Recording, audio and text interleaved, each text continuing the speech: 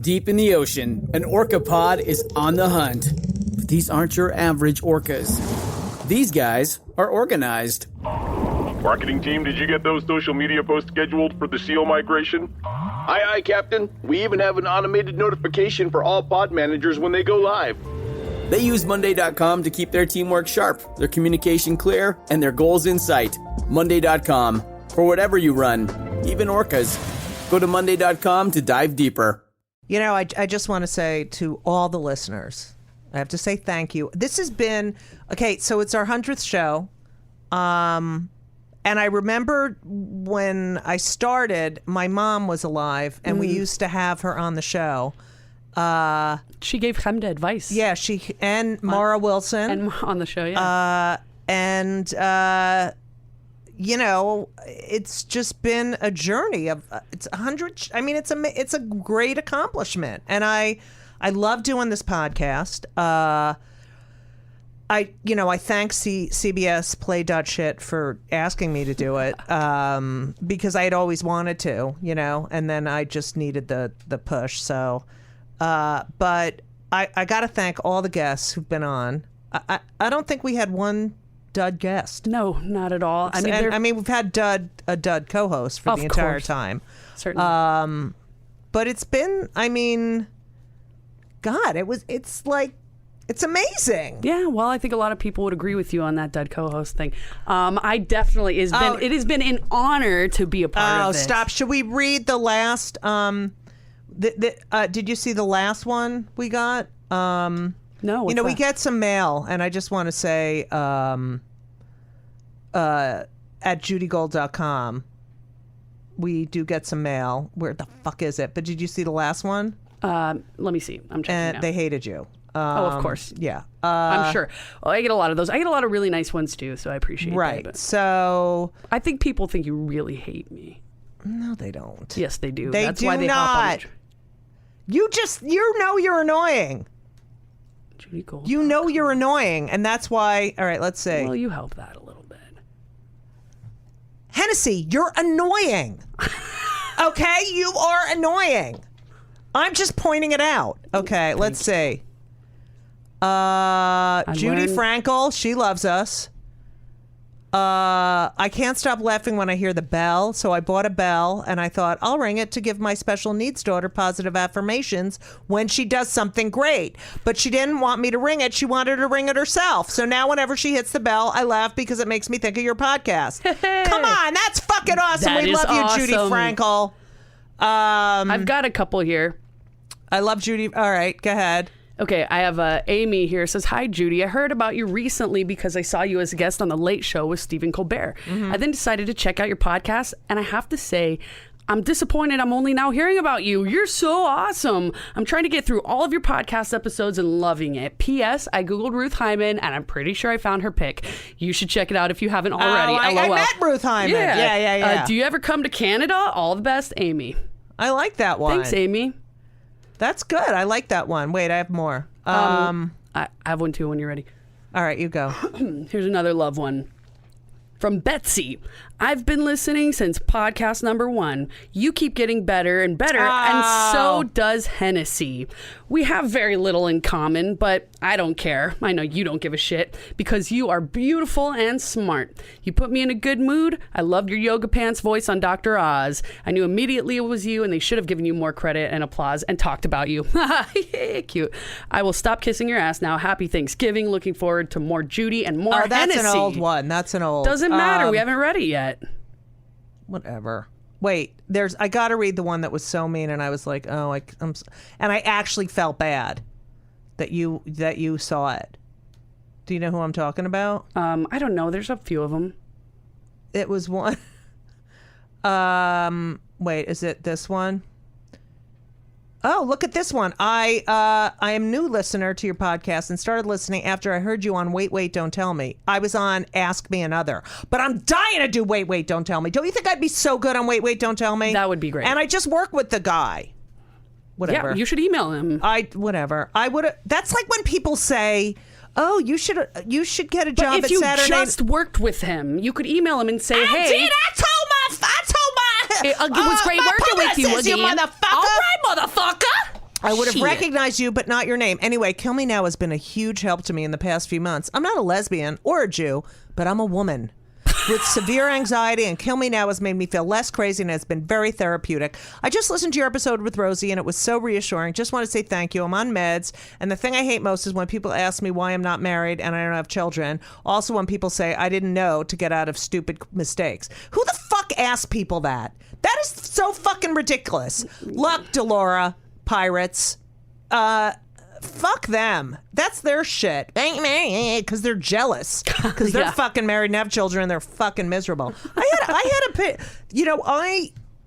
my anxiety is it's weird because some days I wake up and I'm like, it's bad. Yeah, you know that the day is gonna. Yeah, and I'm hard. on edge. So. And then I have to do my, things that I learned, Like I lay there and I'm like, okay, you're going to get up. You're going to go in the bathroom. You're going to pee. You're going to brush your teeth. You're going to go make coffee. Blah, blah, blah, blah. But, that's what I have to do. That's how I live, We thank you for it. And this morning I woke up. I don't know what the fuck dream I was having. And I was, anxious. But I was like, you know what? You're going to be fine. You're going to go make coffee. And I realized I had already made the coffee.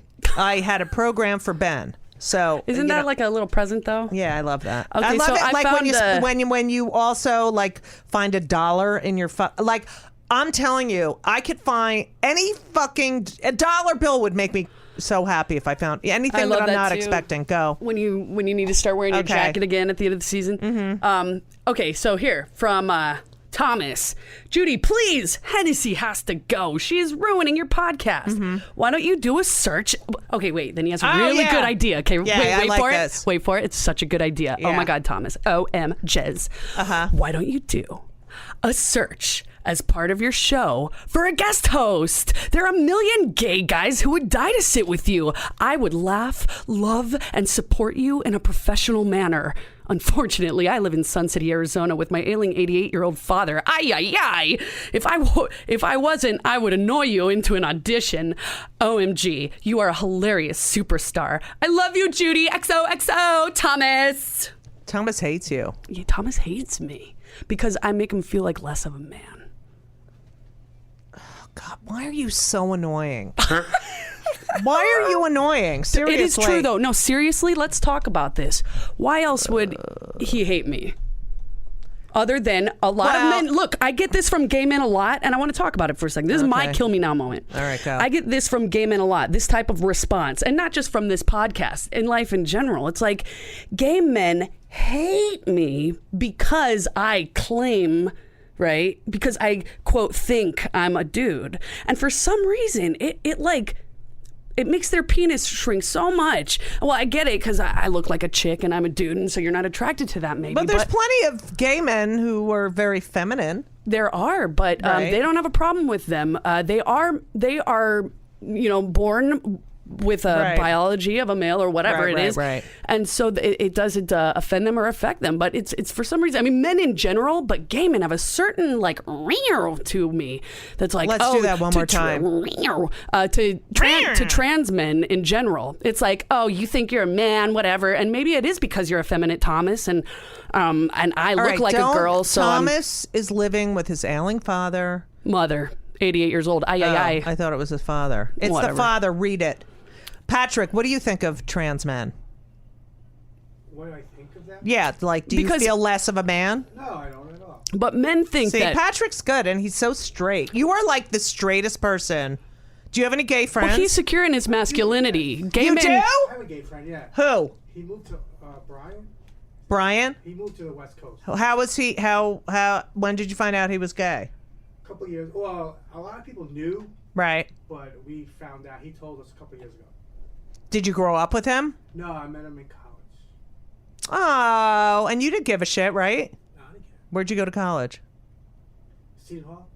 Seton Hall in New Jersey! Yeah! Oh, here's Henry. Let's end it with a message. Hi, Hen. You're on my podcast. What's going on? I'm on your podcast? Yeah. Oh, do you have quick pay? Why?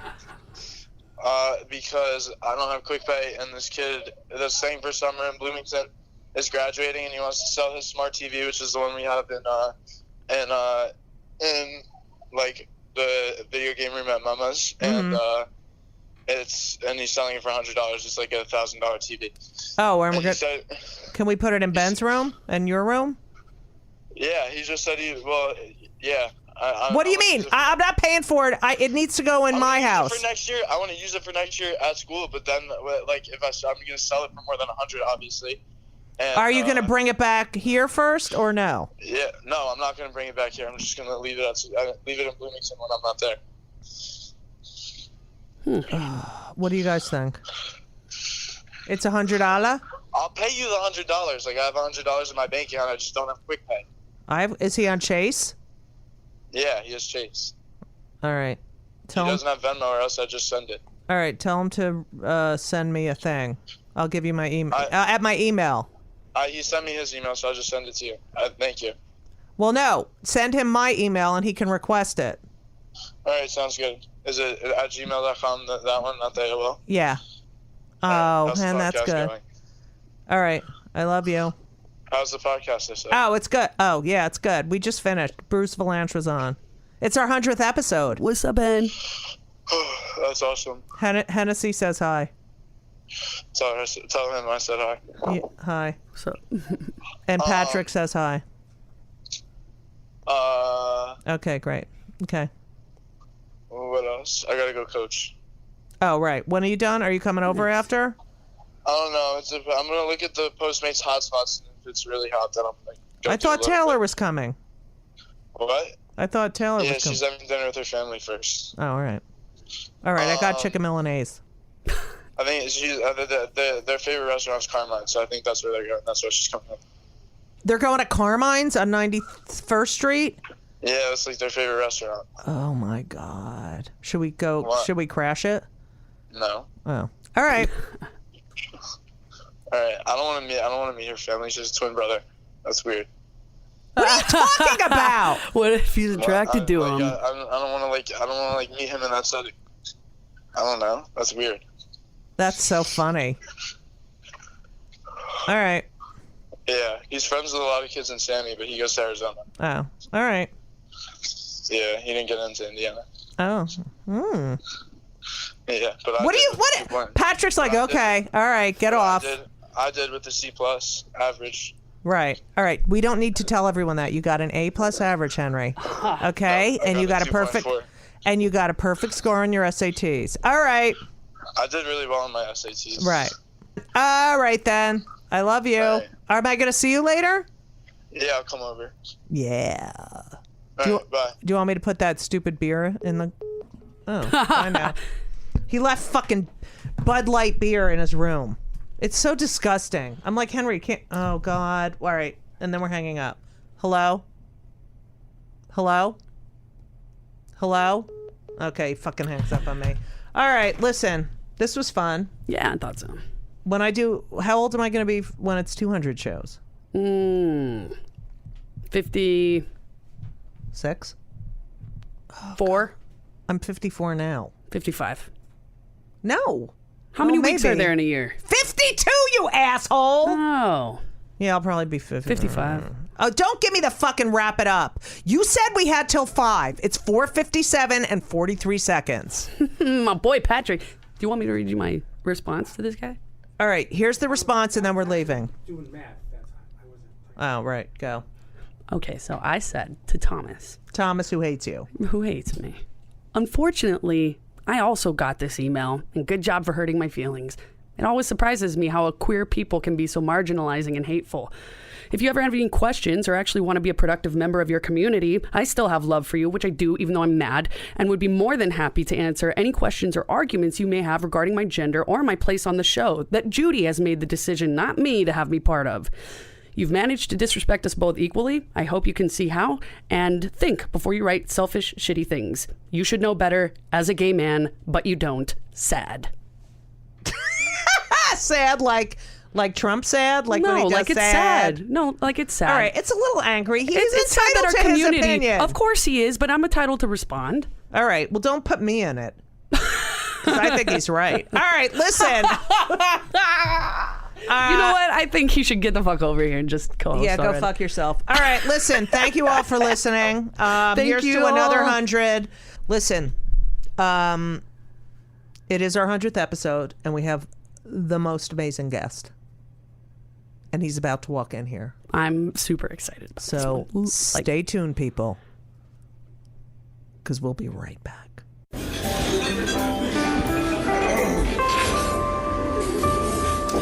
Well, I don't see the point in waiting any longer. So let's bring her out. Our star attraction, the one you came to see. Ladies and gentlemen, the one, the only, Miss Judy Gold. Ladies and gentlemen, are we rolling? I'm not even going to give an intro because it's our 100th show. And there, me being incoherent, that's 100. And legend. I don't even know what to say. I love him on many levels. I loved his mother. We're on 44 right now. Yeah, we're on so. 44. Oh, good night. He's. I mean, when you talk about showbiz, I mean, literally, it should just have your picture there. I mean, you. It would scare the horses. Performed, written music, written comedy, written so much stuff for so many people, and performed and written for newspapers and and books and movies, and I just My God, and I've signed checks to suspicious people. yeah. And here he is. And here I am. From New Jersey. Mm-hmm. I can't even. I'm verklempt, ladies and gentlemen. Bruce Vilanch for our 100th show. Oh my God! Thank you. Yay, Bruce! Yay! We're 100. Bruce, I was late because Our I have to centennial. deal with my fucking kids that I didn't. I know it's hard when you deal with your fucking loved ones. I miss your mother. Me too. I loved your do miss her. mother. She was fabulous. She left at 95 a couple of years ago, Yeah. and her joke was the first 90 years are easy. It's the second 90 but are a bitch. Don't you think it's on? Like I have one adopted son and one bio son. Mm-hmm. But you are. I mean, you're adopted, but you're your mother. I mean, you're I know. so Well, nature, nurture. We were very close, and I had her for a long Right. time. I know you're lucky. I had her for 67 years, and that's a lot. Most people, I have my dad for 30 years. Right. So it's a heavy influence. It's just something you just can't sort of shrug off unless you have a terrible break when you're younger and there's no remorse. And it's interesting because you wanted to find your bio parents when you were 13. At one point, when I was about 13, yeah. And then you just said, fuck it. I said, that's it. If they're interested, they'll find me. Right. And they kept saying, well, we put out the word we wanted a male Jewish baby, and it was kind of under the table, right? Because my Aunt Rose was a macher at the hospital. Oh, really? She was a big deal, yeah. Yeah. And so she put the word out at OBGYN. Oh, right. That the next one that came in, and I guess I came in. It was they were like backseat boogie teenagers, and they were not going to keep the kid, right? And so that was how it happened so fast. But they kept saying, well, we were looking for this, and this you were exactly what we wanted and all that. And I kept, as life went on, I would fantasize. So finally, when the technology came along, you could spit in a cup and find out, you really were Imelda Marcos's third cousin. Right. I did that, and it came back 99% East European Jew. Oh, that's me too. I was exactly what they ordered. That's so funny. I did it too. Everything they had told me was true. Wait, do you have any Neanderthal like I do? Do I have Neanderthal? I have my expert. I had 0.04% Neanderthal. No, but I have to have it. I don't know. I can't imagine I don't. Look at me. I mean, it's that's so amazing. I look like a poster child for. Do you think they have any idea? Neanderthal Club. The people? Yeah.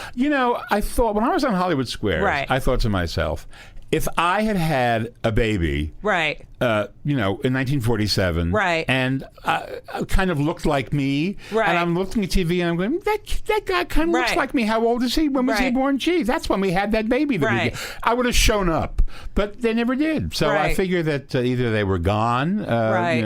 way back, or they just weren't interested, or Right. they Fuck really, them. they really. You cut had the such ties. good parents, though. I think I'm of the generation that a lot of people didn't want to admit that they had given babies up for adoption, and a lot of people didn't want to admit that they were adopted. Right. The generation that followed mine is very eager to find all the Right. and the people who had babies who gave them up, who were 20 years younger than I am, are interested in after a certain point finding out what happened to them. Right. That's amazing because, all right, so my 2 kids, Yeah. Henry and Ben, so they're anonymous sperm donor babies. So we Right. know the mothers. Uh-huh. One's my ex and one's me. And they've been contacted and they can find out. And they actually have been contacted by some of the other sperm donor babies and they Right. have no interest in having Really? a relationship with them. Yeah. Well, they might later. I mean, Right. it really all depends on. Like, did your mother care? If you I think she did, and Right. that probably motivated me for a long time Not into to doing do it. nothing. Yeah. Because I didn't want to hurt her. I Right. mean, I had the requisite anger that we all have at our parents. Right. But I didn't. I knew there was no way I could do this without her feeling it would be some Right. kind of a rejection. Right. And so I deliberately didn't do it. My father, who was a doctor and very methodical and all that, and at one point he encouraged me to do it because Right. he thought it would because he's be- a scientist. Exactly right. And I think she was she didn't say anything, but I could just tell, You know. that the body, No, it's the body my language. Bruce. It's my Bruce. The body I'm not language. sharing. The bathrobe. Yeah, the yeah. bathrobe closes Wait, tight. do you remember? Did your mother wear a house coat? My mother yes. wore a house coat. All the time. Yeah. All the time. House coat and slippers. When did they fucking go out? The house coats. I just remembered that recently. Oh, my mother wore a house coat. I guess when I don't know, maybe when being a housewife went out. Yeah. Hello. And Bruce, people didn't have time to make costume changes just to come home and make a tuna salad. Can you fucking believe this shit? When I look back Yeah. at the way women were treated. Just Yeah. as, flight attendant, stewardesses, and they couldn't be Stewardesses. pregnant, and they had to be this age. Right. I mean, it's How unbelievable. about girdles? I about remember girdles? my grandmother putting on a girdle, and then it Yeah. had those things at the Yeah. end where you stuck your Stuck it, stockings on. and it was you couldn't breathe. I was watching a Barbara Stanwyck picture the other night. From Oh, the- that's the shocking. 1940s. Yeah, really, Right. because I'm a homosexual. Oh, right. And so probably was she. Although Yeah. nobody's ever gotten to the bottom of that. You should pardon the Right. expression. But she was. She turned away from the camera and walked towards the door, and it was, of course, deliberately shot that way so Right. she could watch her ass as she walked. And she was in one of those pencil skirts and a waist, a 2-inch waist. And I thought to myself, God, how did she keep that figure? And of course, as I was thinking it, I suddenly remembered girdles. Girdles. That's how she had That's the figure. what Spanx are. Nobody really had that Right. figure. Yeah, and Spanx are the return. Right, of the Binders. girdles. The return- What? Binders are the trans Binders. girdle. That's great. We're done with the trans shit. No, okay. It's just my experience.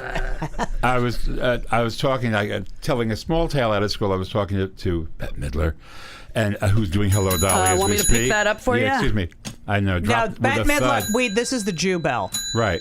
Okay. Oh, Yeah, she's okay. also Hawaiian. She's Hawaiian. Shout out. Did you She's, see Hello Dolly? Kama Aina Wahine. Yes. Ay, may I haven't kaino seen mako. it. I haven't seen it. I saw the final dress rehearsal, and I'm going to go see it tomorrow. Actually, again, Now- to see the embroidery. But the point, the reason Yes. I brought this up is that she's in Hello Dolly, Yes. and Hello Dolly is the turn of the century, Right. and everything is corsets.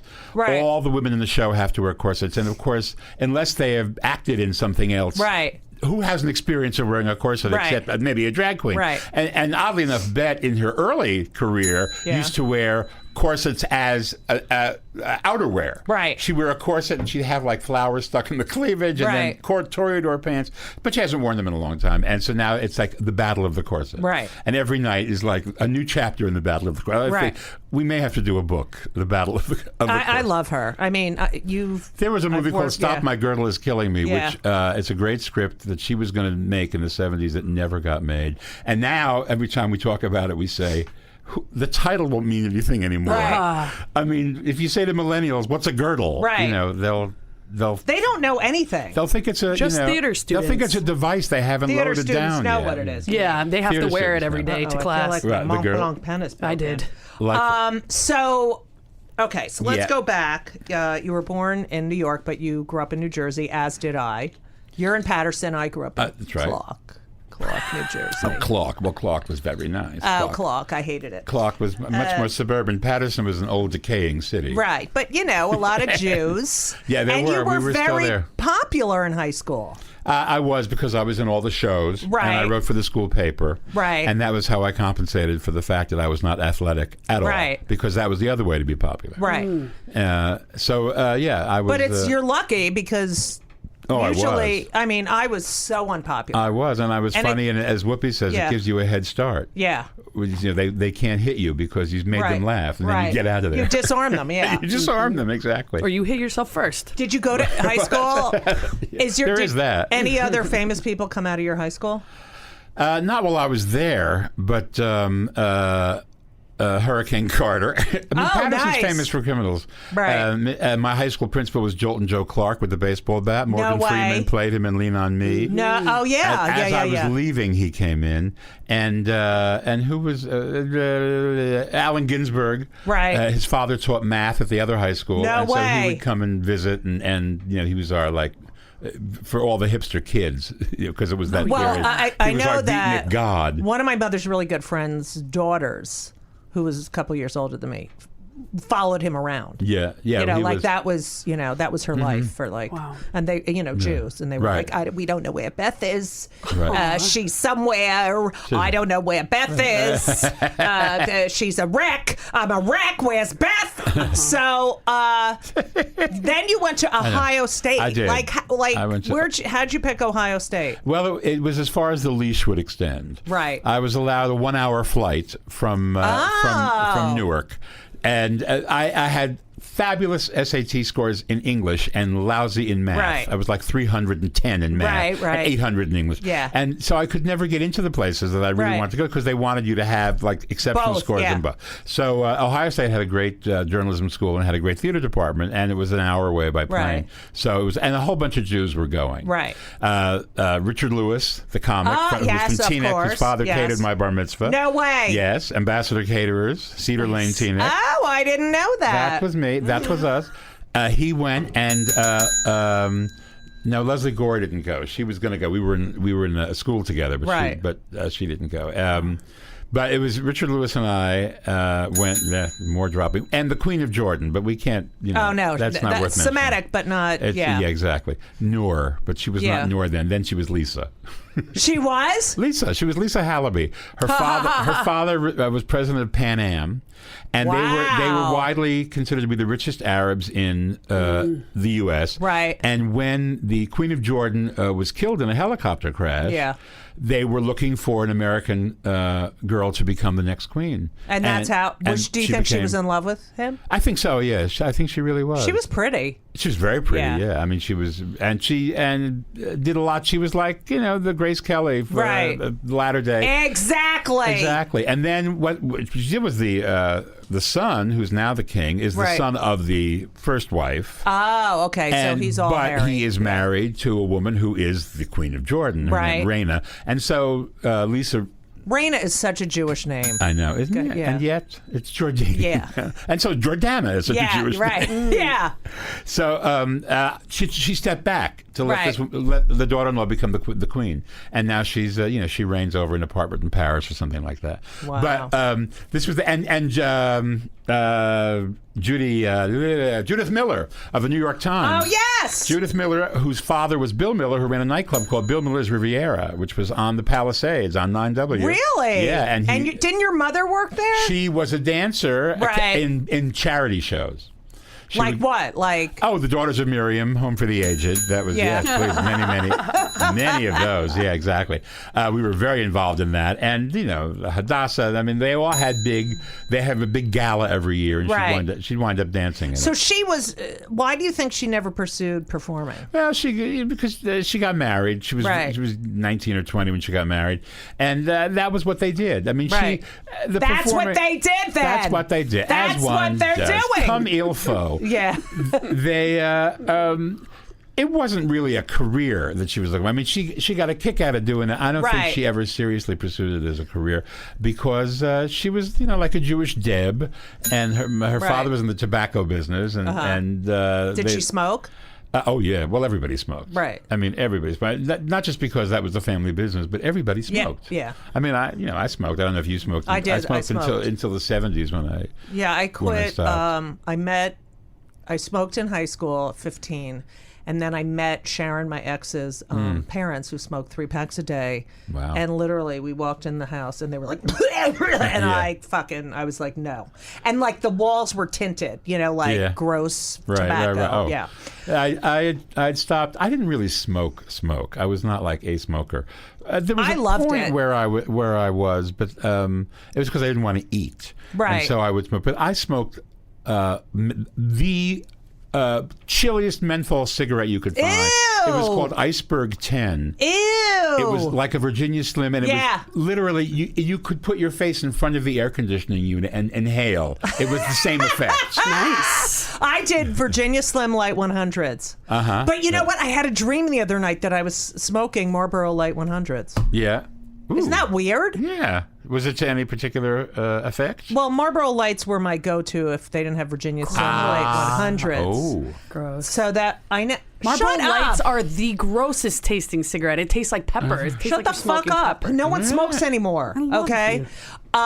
Wait, and then there was another. Oh, my mother. I remember when she was going through menopause. No one's. My father did smoke. He was in the army and everything. He was born in 1916. Chesterfield, my father. I don't even know what he smoked. And then he had a massive heart attack when I was 4, and then he stopped. That's when my father had a heart attack, and he stopped. And also, then he lived another 23 years. But my father was one of those guys. But then he was so healthy. After the heart, after that he really, and he was an optometrist, but he. They all smile. I mean, there are all those, if you look at the old movies, there are all the jokes everyone. about the doctor. There's always a scene in the doctor's office where the doctor's puffing on the cigarette and saying, you really got to cut down on this alcohol consumption. And through the smoke haze, he's talking to the guy. Cigarettes were good for you. What? They used to have cigarettes were good for you. Oh, well, yeah, those ads all the time. They promoted digestion. Oh, wow. Yeah. Well, it's nice after a meal. Lucky LSMFT, Lucky Strike means fine tobacco. That was part of their pitch was they're good after a meal because they promote digestion. They're good after. All right. Anyway, but I remember my mother. Can I finish my fucking mother going through menopause story? You must. So otherwise she'll do it again. I remember she had these Eve cigarettes. Remember them? Yes. They were like. They had a design of flowers all over. And they were just single cigarettes. And I remember seeing them on the bookshelf. And I was like, wait, my mother's smoking Eves. And then, And not to be confused with Summer's Eve. No. And then my sister, I said to my sister's like, Steve, steal a cigarette. This is totally my family. Steal a cigarette from mommy and meet me in the bathroom.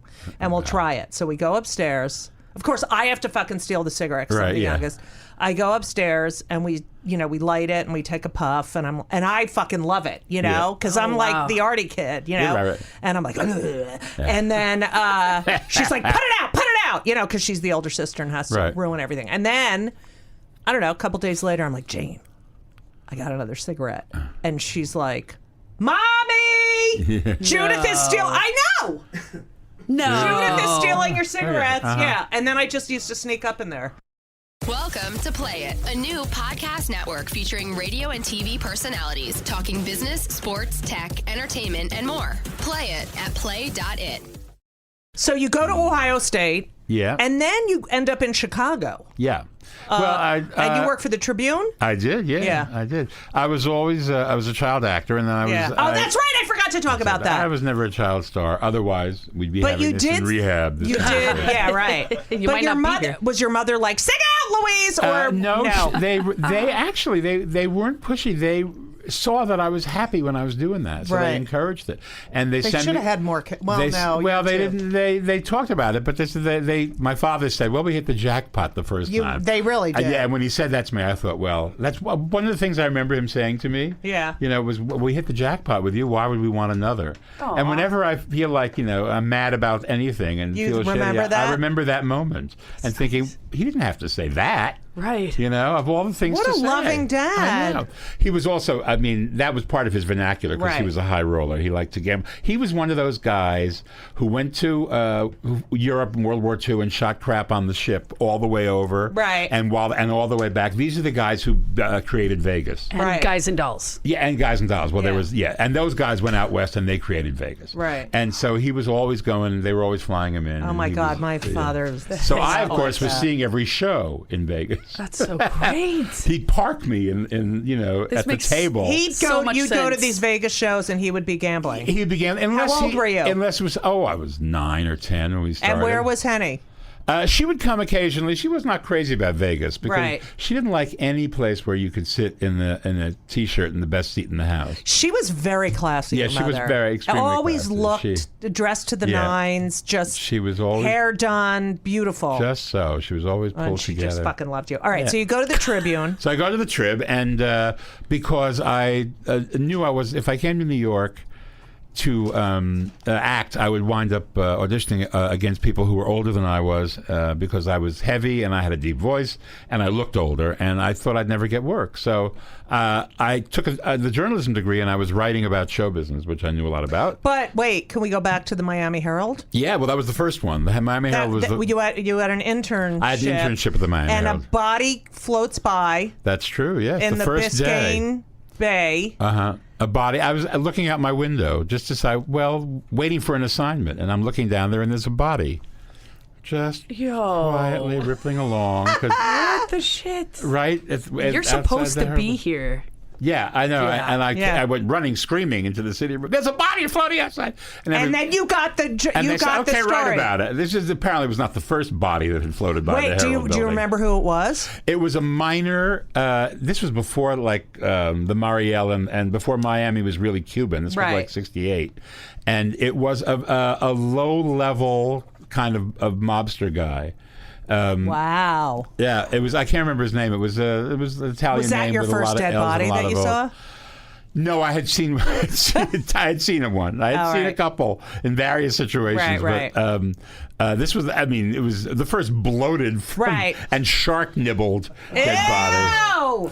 And of course, Oh. fishermen were gathering around it, and they, if they could drag it in, they were wondering if there was a bounty or Yeah. any kind of reward Right. or anything like that. And so then the police boats came and stripped them. But I got to go down there and do And the you story. won a Pulitzer Prize for the. Well, the funny part was I had been hired to do things like the Jackie Gleason interview. Right. And so here I was with the coroner.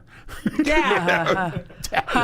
Medical examiner's office. That's it was like that. It hilarious. was like a scene from CSI Miami, except the lighting was not like a disco, and nobody was glamorous, and nobody was wearing Dolce and Gabbana smocks. Oh, I shame. love it. I know it was pretty ratty, but they were still explaining. Well, you see, the femur. This is probably a barracuda. Right.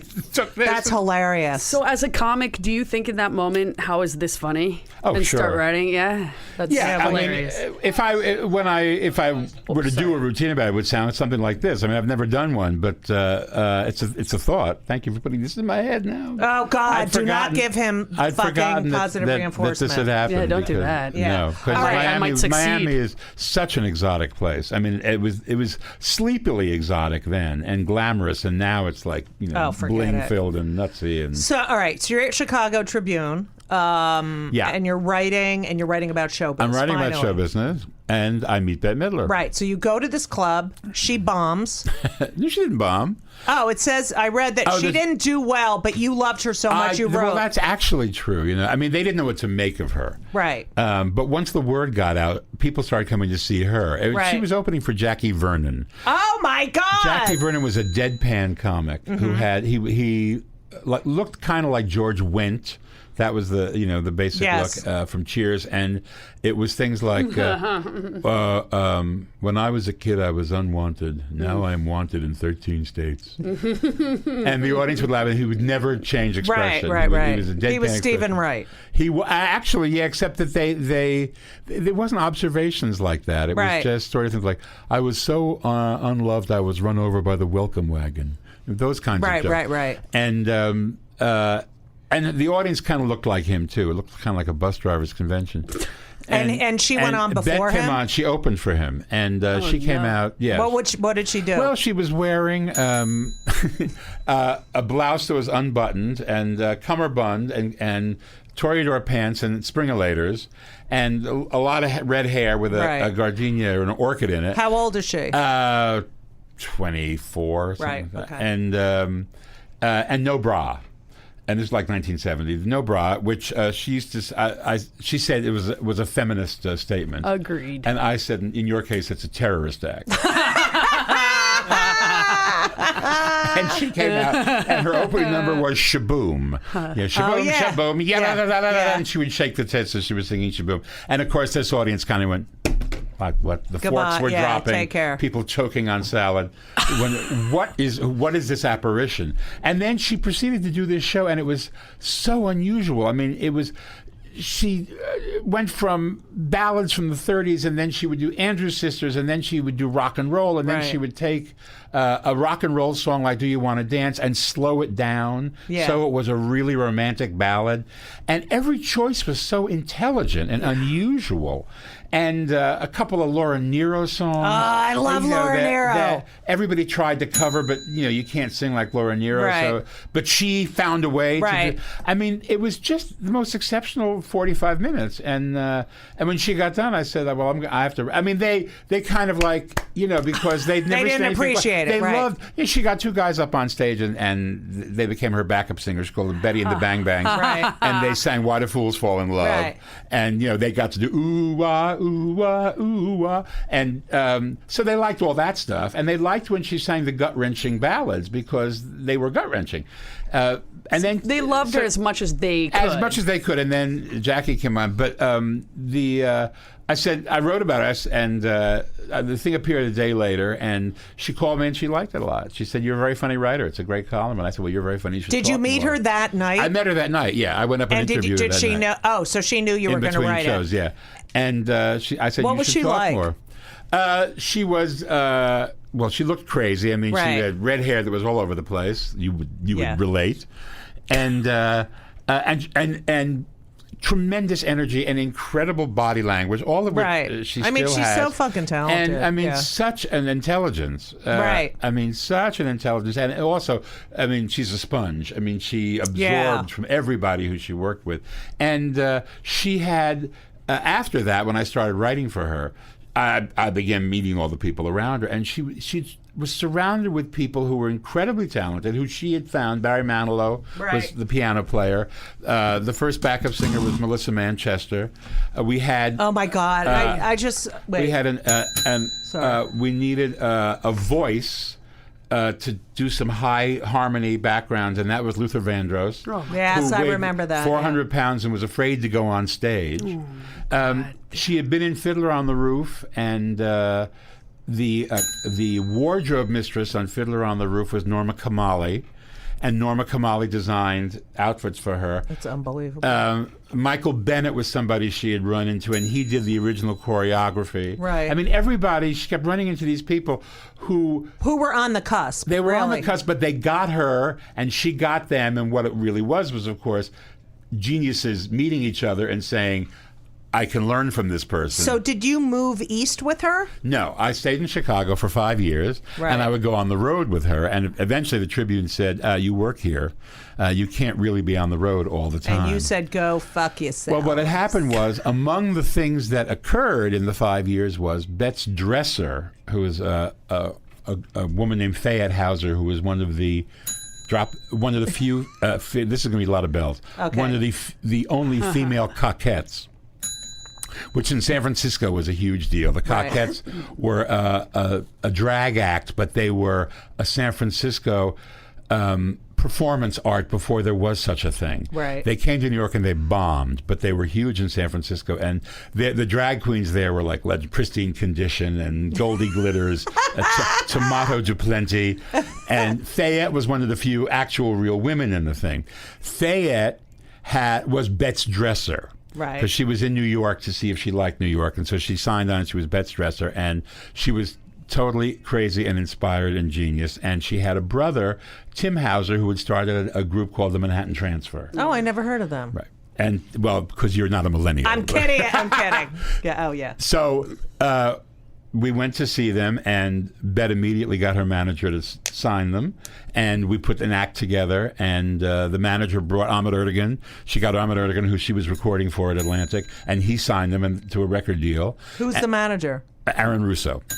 No, Italian. It was Sorry. No, Jewish. Oh, okay. Jewish. Aaron, they're all Jews. He's like heavy Sephardic, Mediterranean. Okay, got ya. And then Fred Silverman, who was running CBS at the time, came and saw them and put them on TV as a host of a variety show.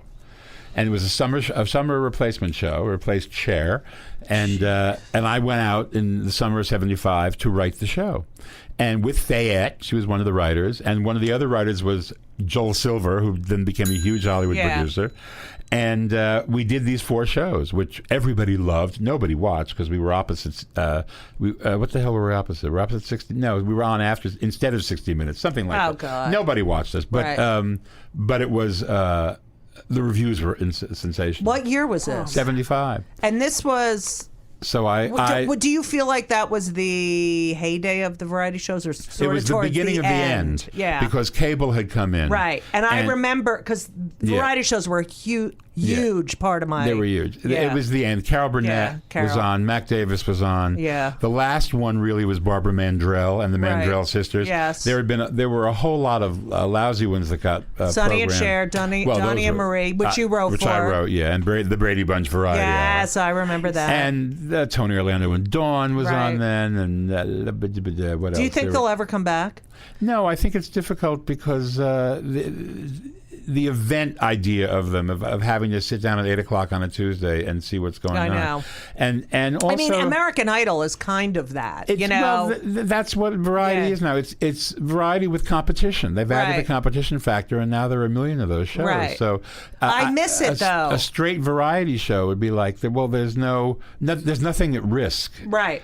So it would be hard. It just would be hard. People have tried, but it would be really hard to do it. And also, there's a standards thing where SNL can do so much. Right. Mm-hmm. Even now, what they've quietly started doing is live SNL at 8:30. Right.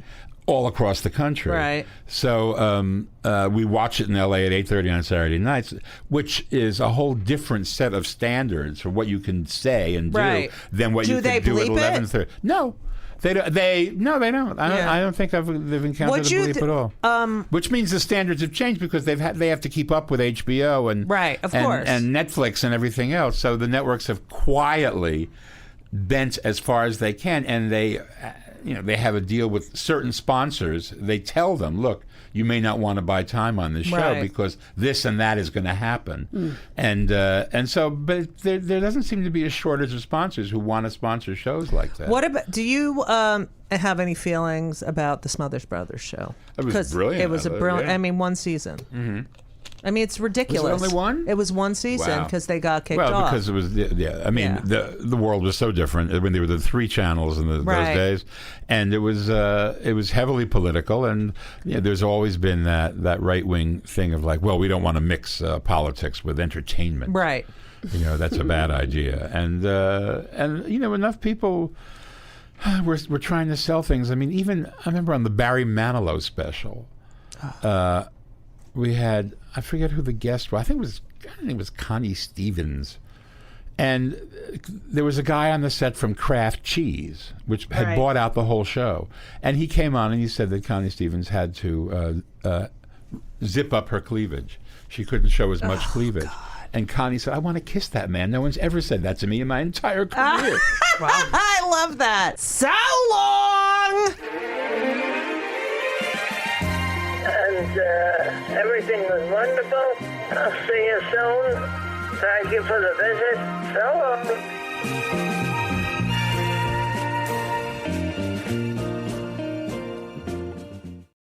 This episode is brought to you by Progressive Insurance. Fiscally responsible, financial geniuses, monetary magicians. These are things people say about drivers who switch their car insurance to Progressive and save hundreds. Visit Progressive.com to see if you could save. Progressive Casualty Insurance Company and Affiliates. Potential savings will vary. Not available in all states or situations.